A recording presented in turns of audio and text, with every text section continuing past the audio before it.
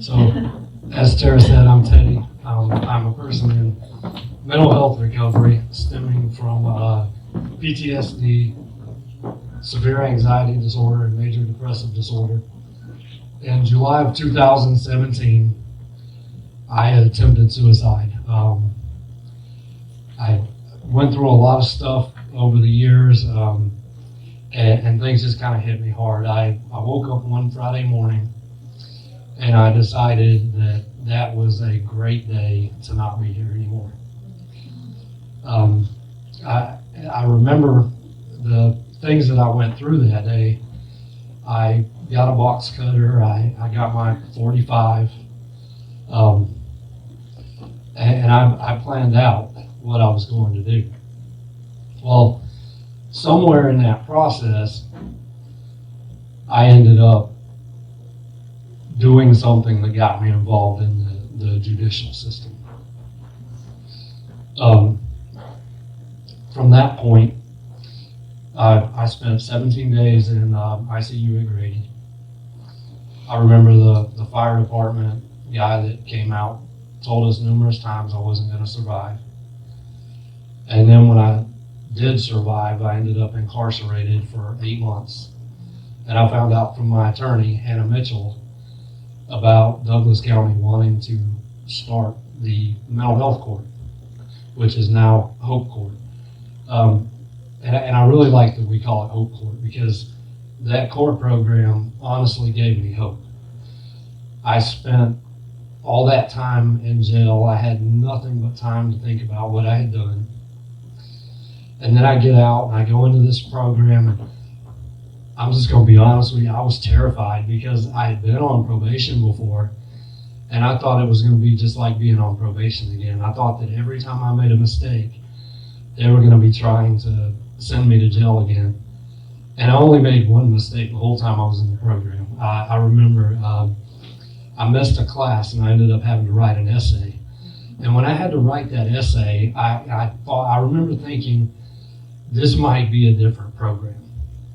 I remember just, it finally sunk into me that the Hope Court team was there, and they were actually there to advocate and help me, that they were on my side. I had never had the experience with a court system of them being on my side. It was always let's send the guy back to jail and let's see how we can get more money out of him.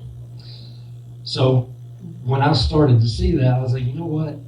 I'm going to use my suicide attempt and that experience as a positive. I'm going to use that and advocate for mental health. I'm going to use that and I'm going to do everything that I can to get certified, get trained, take classes, do everything that I could to reach out to people that were struggling with their mental health.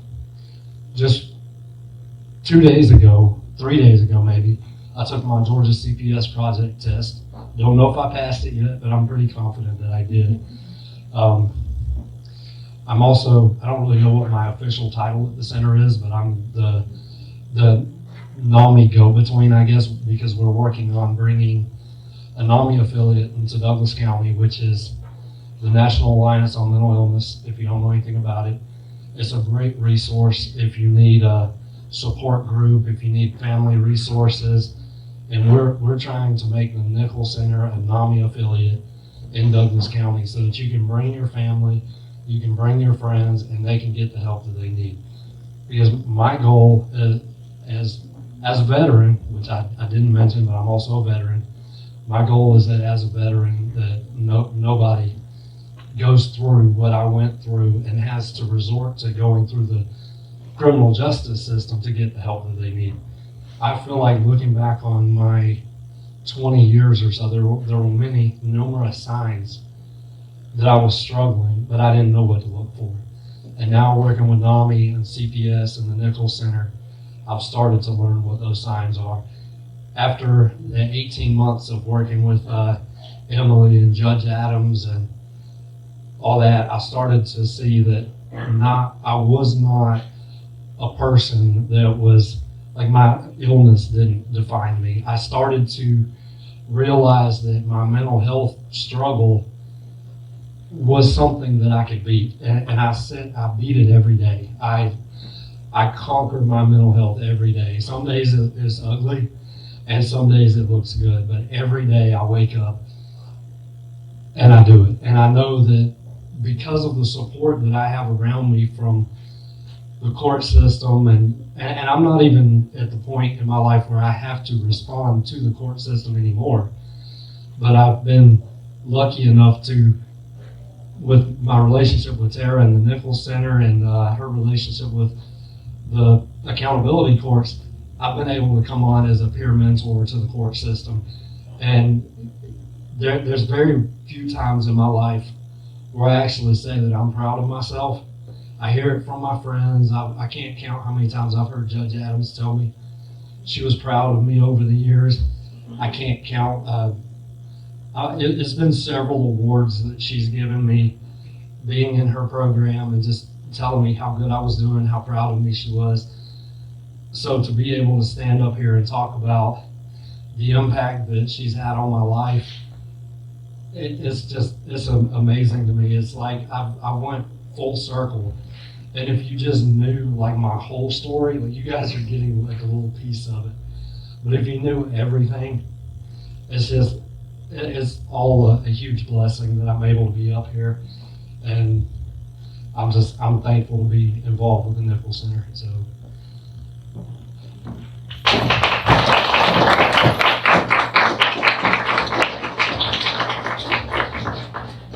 All right, and we at the Nichols Center, our new mantra or theme is growing recovery. And our idea, as Judge Walker was talking about, is that in order to reach people in recovery, you have to use different pathways and different things that are important and special to them. And Teddy's involvement with the center through NAMI, through court, with the Guardians group, is just such a blessing. And we're so grateful that Judge Adams actually gave the Nichols Center the opportunity and to continue our great work with the court system, to grow recovery through the mental health court.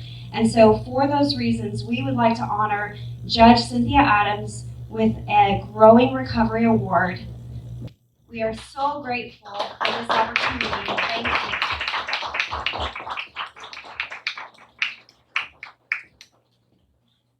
All right, so I just asked Tara if I could say a few words because anyone who knows me know that it takes a lot to get me even close to tears.